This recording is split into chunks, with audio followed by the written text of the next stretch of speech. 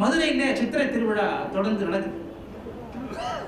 மீனாட்சி அம்மன் கோயில், அழகர் உங்களுக்கு எல்லாம் தெரியும். அப்ப அழகர் வருகிற பொழுது அந்த மீனாட்சி அம்மன் திருமணத்திற்கு அவர் கோபித்துக் கொண்டு வண்டியூர் போயிடுறார். பக்கத்துல வண்டியூர், மதுரை பக்கத்துல வண்டியூர். அங்க துலுக்க நாச்சியாருடைய வீட்டுல தங்குறார். இப்ப வண்டியூர் பகுதியில இஸ்லாமியர்கள் வான வேடிக்கை நடத்தி அழகரை வரவேற்கிறார்கள். இது இன்னைக்கும் நடக்குது. அதே போல திருவரங்கத்திலையும் துலுக்க நாச்சியார் கதை இருக்குது. அப்ப இன்றும் இஸ்லாமியர்கள் அல்லாத தமிழர்கள் நாகூருக்கு சென்று வழிபடுகிறார்கள். விருத்தாசலம் அடுத்த ஸ்ரீமுஷ்ணம் பூவராகவ பெருமாள் கோயில் நெடுங்காலமாக இஸ்லாமியர்கள் வழிபட அனுமதிக்கப்படுகிறார்கள். அப்ப அந்த கோயில்ல இறைவன் கடலாட செல்லும் பொழுது கிள்ளை என்ற இடத்துல அமைந்துள்ள ஒரு தர்காவுக்கு கோயில் மரியாதையாக மாலை தருகிறார்கள். இதுதான் நம்முடைய தமிழர்களுடைய கலாச்சாரம். மதத்தை பார்க்காமல், சாதியை பார்க்காமல் எல்லோரும் ஒற்றுமையாக மனிதநேயம் என்பதை உயர்த்தி பிடித்து வாழ்கின்ற இந்த கலாச்சாரத்தை இன்றைக்கு தமிழ் கூறும் நல்லுலகம் தொடர்ந்து பின்பற்ற வேண்டும் என்று நான் கேட்டுக்கொள்கின்றேன். ஆனால் இன்றைக்கு நிலைமை வேறவாக இருக்கிறது என்பது உங்களுக்கே தெரியும். நான் அது உள்ளே போக விரும்பவில்லை. இன்றைக்கு ஏஐ என்று சொல்லக்கூடிய செயற்கை நுண்ணறிவு தொழில்நுட்பம் வேகமாக வளர்ந்து கொண்டிருக்கிறது. அப்ப அந்த ஏஐ நுண்ணறிவுல நீங்க என்ன விவரங்கள், தரவுகளை கொடுக்கின்றீர்களோ அதுதான் அங்கே அது பேசும். இப்போ எந்திரன் படத்துல ரஜினிகாந்த் வருவார். அவர் ஒரு டெலிஃபோன் டைரக்டரில் ஒரு நம்பரை சொன்னா கரெக்டாக பேரை சொல்லுவார் எந்திரன் படத்துல. இல்லை ஒரு பேரை இனிஷியலோட சொன்னாக்க அவருடைய டைரக்ட் நம்பர் சொல்லிடுவார், மொத்தத்தையும் வாசிச்சுட்டு வீட்டுக்கே வாசி. அப்போ அந்த மாதிரி இப்போ இந்த செயற்கை நுண்ணறிவு இன்றைக்கி நிறைய படங்கள்லாம் இறந்து போன எஸ்பி பாலசுப்ரமணியம், மலேசியா வாசுதேவன் அவங்கெல்லாம் இன்னைக்கு பாடிட்டு இருக்கிறாங்க ஏஐ மூலமாக.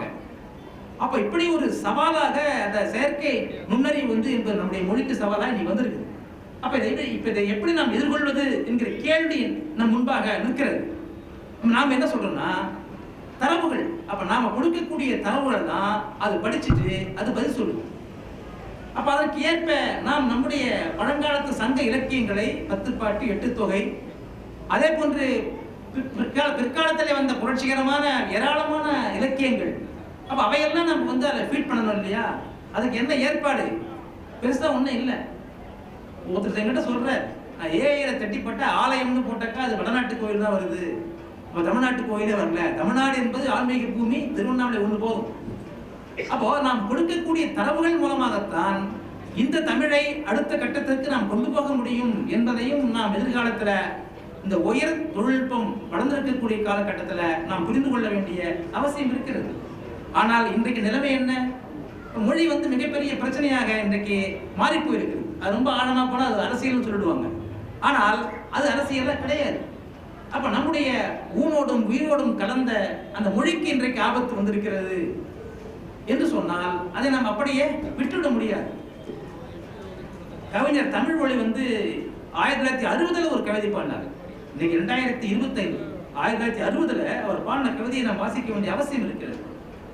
சிந்திய ரத்தம் உலரவில்லை, எங்கள் செந்தமிழ் வாழ்வு மலரவில்லை, இந்தியை இங்கே அழைக்கின்றீர்கள், கூர் ஈட்டியை நெஞ்சிலே உழைக்கின்றீர்கள், தொலைபட்ட புண்கள் மறையவில்லை, எங்கள் சுதந்திர எண்ணம் இறையவில்லை, நுழைபட்ட இந்திக்கு பூமாலையா, நாங்கள் நோற்ற தவத்திற்கு சாவோலையா, கார் இருள் இன்றும் விடியவில்லை, எம் காற்றலை இன்றும் முடியவில்லை, தேர்மிசை இந்தி உயர்குவதோ, எங்கள் செந்தமிழ் அன்னை அயர்குவதோ, எக்காலம் கொண்டிங்கே ஊதுகிறோம், போர் என்றென்ன வீரர்கள் மோதுகிறார், தெற்காலம் எங்கும் எதிர்ப்புலிகள், இதோ தென்றமிழர் விடுதலை பெற்றிடும் நாள், நேற்று பிறந்தோர் இந்தி மொழி நம் நேரனில் என்றே உருட்டும் விழி, கூற்றை எதிர்த்து வளர்ந்த நமை ஒரு கூகை எதிர்ப்பது தான் புதுமை, சங்கம் அமர்ந்தது கற்பனையோ, எங்கள் தன்மானம் இன்றைக்கு விற்பனையோ, அங்கம் பதர்ந்து தோழர்களே, போர் அணிகொண்டெழுவீர் வீரர்களே, சுண்டைக்காய் நாடுகள் வாழ்கின்றன,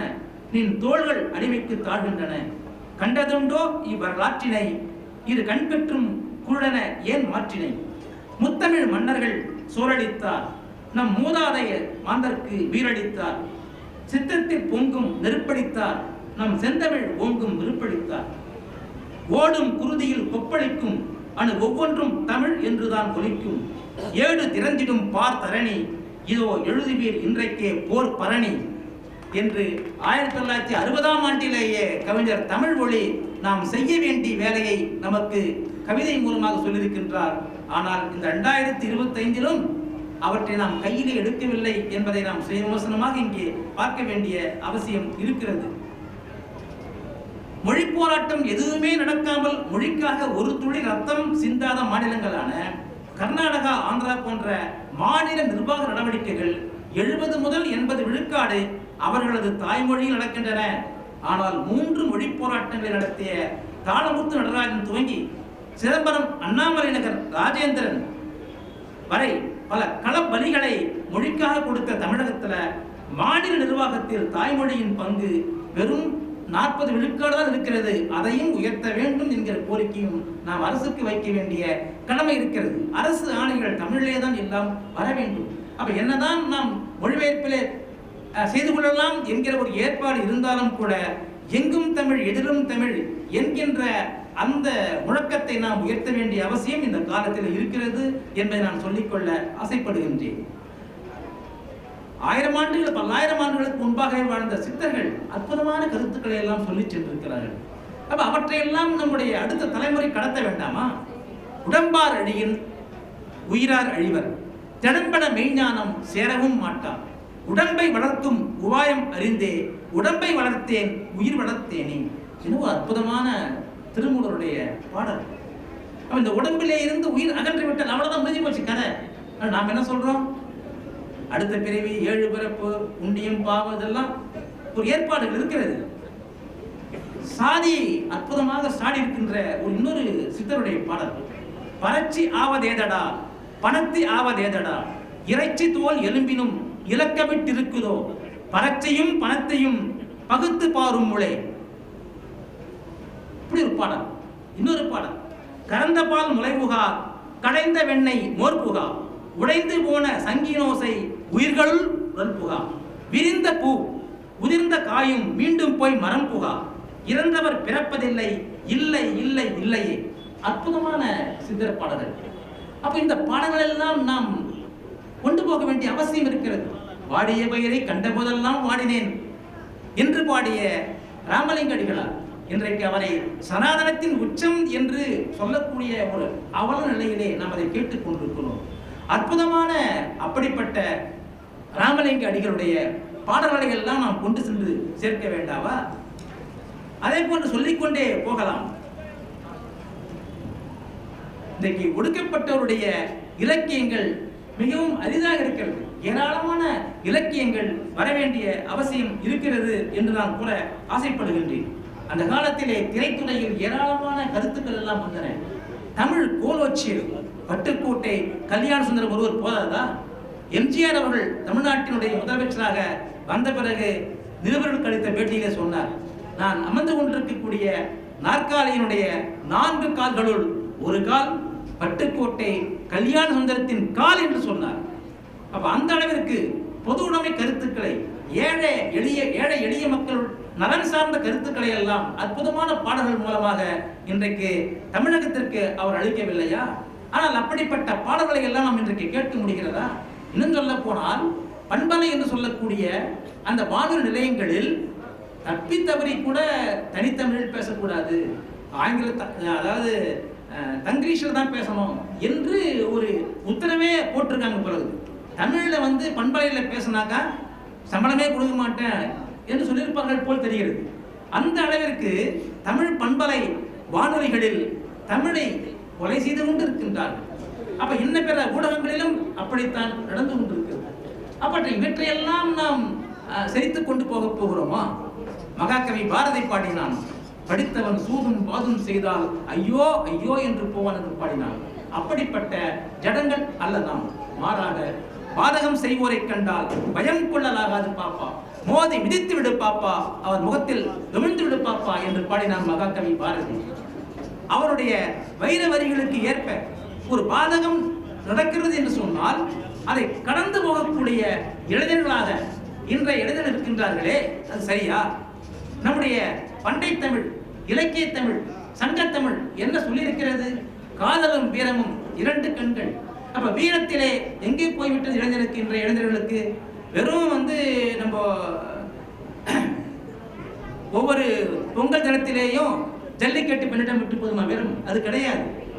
ஒரு அநீதிக்கு எதிராக கிளர்ந்தெழ வேண்டும். அதான் சொன்னார் சுவாமி விவேகானந்தர். அநீதிக்கு எதிராக எது கிளர்ச்சி செய்கிறதோ அதுவே ஜீவன், மற்றவை எல்லாம் ஜடம் என்றார் சுவாமி விவேகானந்தர். ஆனால் இன்றைய இளைஞர்கள் அப்படி இருக்கிறார்களா என்பதை கேள்வி போட்டு கேட்க வேண்டியிருக்கிறது. ஒரு புறநானூற்று பாடல்ல வருது, ஒரு மிகப்பெரிய போர்க்களத்துல ஒரு யானையிடம் மல்லுக்கட்டு இளைஞன் போர் வீரன். அவன் எய்த அம்பு அந்த யானையினுடைய அந்த மத்தம் என்று சொல்லக்கூடிய மத்தளத்துல போயிடுச்சு, குத்தியாச்சு. ஆனா எதிரில் வேகமா வந்துகிட்டு இருக்குது. பார்க்கிறான் இளைஞன், மீண்டும் அதை எப்படி எதிர்கொண்டு அதை கொல்வது என்று பார்க்கிற பொழுது எங்கேயுமே வேல் கிடைக்கல. சட்டனிட்டு பார்க்கிறான், தன்னுடைய உடலை பார்க்கிறான். மார்பு மேல ஒரு ஏற்கனவே எய்யப்பட்ட எதிரி எய்த அந்த அம்பு குத்தி இருக்கிறது. உடனே சிரிக்கிறான், எனக்கு அம்பு கிடைத்து விட்டது என்று சொல்லி தன்னுடைய மார்பின் மீது எய்திருந்த அந்த அம்பை பிடுங்கி அந்த அம்பை மிக வேகமாக எய்துகிறான். அது போய் யானையை தாக்கி யானையை வீழ்த்துகிறது. அப்படிப்பட்ட போர் வீரர்கள் வாழ்ந்த நாடு தமிழ்நாடு. அப்படிப்பட்ட காதலும் வீரமும் இரண்டு கண்களாக கொண்ட பழந்தமிழர் இலக்கியங்களை இன்றைய இளைஞர்களிடம் கண்டிப்பாக கொண்டு போய் சேர்க்க வேண்டிய அவசியம் இருக்கிறது என்று நான் பதிவு செய்ய விரும்புகிறேன். அதே போன்று ஏராளமான நாட்டுப்புற பாடல்களில் ஏராளமான கருத்துக்கள் எல்லாம் வந்திருக்கின்றன. அப்ப அவற்றையெல்லாம் நாம் மறந்தே போயிருக்கிறோம். அவற்றையும் நாம் கொண்டு செல்ல வேண்டிய அவசியம் இருக்கிறது என்று நான் சொல்லிக்கொள்ள ஆசைப்படுகின்றேன். இன்றைக்கு இந்த உயர் தொழில்நுட்பமாக இருக்கக்கூடிய செயற்கை நுண்ணறிவு அவற்றை நாம் எதிர்கொள்கிற பொழுது நமக்கு ஒன்று ஞாபகம் வருகிறது. இரண்டாம் உலக போர் சமயத்துல ஜெர்மன் பிரிட்டன் போர் நடக்கிறது. ஜெர்மன் தன்னுடைய ராணுவ ரகசியங்களை பிரிட்டனால் புரிந்து கொள்ள முடியவில்லை, சங்கேத மொழிகள் தான் வச்சிருக்கிறான் என்று சொல்லி ஜெர்மன் என்ன பண்றாங்க, அப்பதான் ஒரு புதிய கருவி புதிய தொழில்நுட்பத்தை புகுத்தி ரகசியம் காத்தார்கள். பிரிட்டன் விஞ்ஞானிகளை அழைத்து பிரச்சனையை சொன்னது, கண்டுபிடிக்க சொன்னது. அப்பதான் கணினி துவங்குகிறது என்பதை நாம் பார்க்க வேண்டிய அவசியம் இருக்கிறது. இன்னொருத்தர் என்ன பண்றாருன்னா, ஜெர்மன் மொழி படிக்காமல் எப்படி புரிந்து கொள்வது அந்த ராணுவ ரகசியங்களை என்று கேட்கிற பொழுது சங்கேத குறியீடுகளை படிப்பதை போல ஜெர்மனி மொழியை புரிந்து கொள்ள ஒரு டெக்னாலஜி உருவாகிறது. அந்த காலத்துல அமெரிக்காவிற்கும் சோவியத் யூனியனுக்கும் நடைபெற்ற அந்த போர், அந்த டெக்னாலஜி வெளிப்படுகிறது. 1950களில் கணினியில ஒரே இடத்துல வைத்துள்ள சர்வர் அழிந்து போக குண்டு போட்டா என்ன செய்யுதுன்னு பார்த்தாங்க. அப்ப அந்த ஆய்வுக்கு அரசாங்கம் நிதி செஞ்சது. முதல் முயற்சியா பல இடங்கள்ல தகவல்களை வைத்து பயன்படுத்தினாங்க இன்டர்நெட் மூலமாக. அப்பதான் இன்டர்நெட்டே வருகிறது. அப்ப செயற்கையான மொழிகளை உருவாக்கி புரோகிராமிங் லாங்குவேஜஸ், கணினிக்கு எப்படி மொழியை புரிய வைப்பது, இப்படி எல்லாம் இன்றைக்கு போய்கொண்டிருக்கிறது.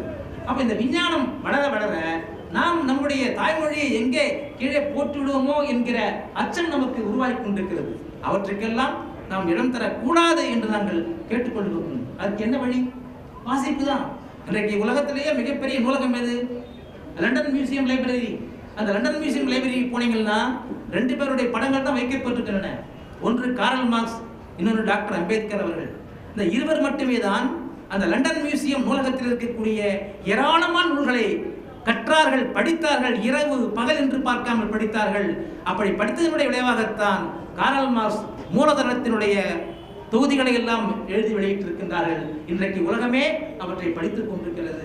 2008ஆம் ஆண்டு உலகத்துல அமெரிக்காவில் குறிப்பாக மிகப்பெரிய பொருளாதார நெருக்கடி ஏற்பட்டது.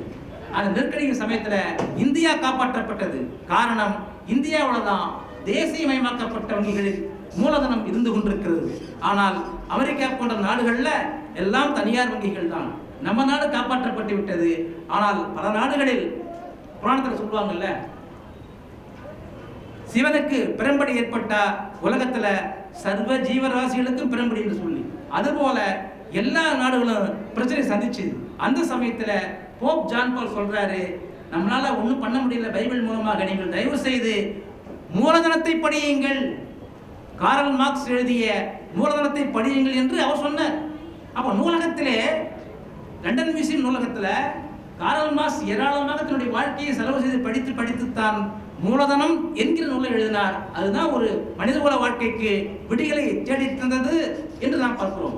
இந்த நிகழ்ச்சி துவங்குவதற்கு முன்பாக நம்முடைய நண்பர்கள்லாம் அற்புதமாக நூலகத்தை பற்றி எல்லாம் விரிவாக பேசினார்கள். அவர்கள் சொல்வதை போல இன்றைக்கு 12,625 கிராமங்களிலும் அனைத்து கிராம அண்ணா மறுமலர்ச்சி திட்டத்தின் கீழாக கட்டப்பட்ட நூலகங்கள் இருக்கின்றன.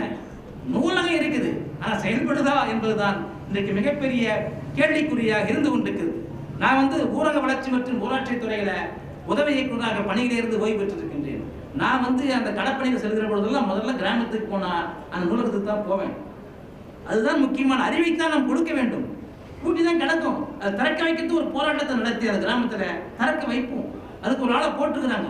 அவங்க போய் திறக்கிறாங்களா இல்லையா என்பதை நாம் ஆய்வு செய்து அதை திறக்க வைக்க வேண்டிய அவசியம் இருக்குது. நூலகம் திறந்தா தானே உள்ள போய் உட்கார சொல்ல இளைஞர்களை. அப்ப அப்படிப்பட்ட ஏற்பாட்டை நாம் செய்ய வேண்டிய அவசியம் இருக்குது. ஐயா சொன்ன மாதிரி மாவட்ட நூலகம் திருவண்ணாமலை ஏராளம் லட்சக்கணக்கான புத்தகம் இருக்கிறது. அப்ப அவற்றையெல்லாம் நாம் வாசிக்க இளைஞர்களுக்கு கற்றுக் கொடுக்க வேண்டும். முதல்ல வீடுகளில் நம்முடைய பெற்றோர்கள் படித்தா இயல்பாகவே நம்முடைய பிள்ளைகள் படிப்பார்கள். ஆனால் நாம் என்ன பண்றோம்? நாம வீட்டுக்கு போய் டயர்டா போனா உடனே என்ன பண்றோம்? ரிமோட்ல டிவி போட்டுக்கணும். அது வரைக்கும் தொடர் பார்த்துட்டு இருந்திருப்பாங்க அம்மா, அதுவும் இங்க போச்சு. இவர் போய் ரிமோட்ல போட்டுட்டு நியூஸ் பார்த்தாக்கா அவ்வளவுதான் தீர்ந்தது கதை. யாரும் படிக்க மாட்டாங்க. அதுக்கு பதிலாக பாரதியார் சொல்வார்ல, கல்வி இல்லாத பெண்கள் கடன் நிலம். ஏன் ஒரு குடும்பத்துல பெண்கள் ஆண்களை விட பெண்கள் தான் கல்வி பெற்றவர்களாக இருக்க வேண்டும். பெண்கள் கல்வி பெற்றால் இயல்பாகவே அந்த குடும்பம் கல்வி பெற்றுவிடும். கல்வின்னா வெறும் ஏட்டுக்கல்வி மட்டுமல்ல, அனுபவ கல்வி மட்டுமல்ல, ஏராளமான நூல்களை படிக்க வேண்டும். பாட புஸ்தகங்கள் மட்டுமே கிடையாது. ஏராமன்னா செப்புதுரையன் தேராக்கி அண்டலி பண்ணி இதுகிட்ட இது மாதிரி பெயரச்சம் அது மட்டும் போட்டா போதுமா? அது கிடையாது. மாறாக இன்றைக்கு நடந்து கொண்டிருக்கக்கூடிய ஏராளமான விஷயங்கள், அறிவியல் விஷயங்கள். அப்ப மனிதனுக்கு முக்கியமானது அறிவியல். அப்ப அந்த அறிவியல் கண் கொண்டுதான் எதையுமே பார்க்க வேண்டும். அறிவியலுக்கு இடமே இல்லாத போச்சு. அப்ப மூட நம்பிக்கைகள் படையெடுத்துக்கிட்டே வருது. அப்ப அந்த படையெடுத்து வரக்கூடிய மூட நம்பிக்கைகளை எல்லாம் தகர்த்து எரிய வேண்டும் என்று சொன்னால் நாம ஏராளமா வாசிக்க கற்றுக் கொடுக்க வேண்டும். அப்படிப்பட்ட வாசிப்பு என்கிற பயணத்தை உங்கள் வீடுகளிலிருந்து துவக்குங்கள் என்று நான் மன்றாடி கேட்டுக்கொள்கின்றேன். அப்படிப்பட்ட துவக்கத்தை நீங்கள் செய்வீர்கள் என்று சொன்னால் நம்முடைய பிள்ளைகள் இயல்பாகவே நூல்களை கற்பார்கள்.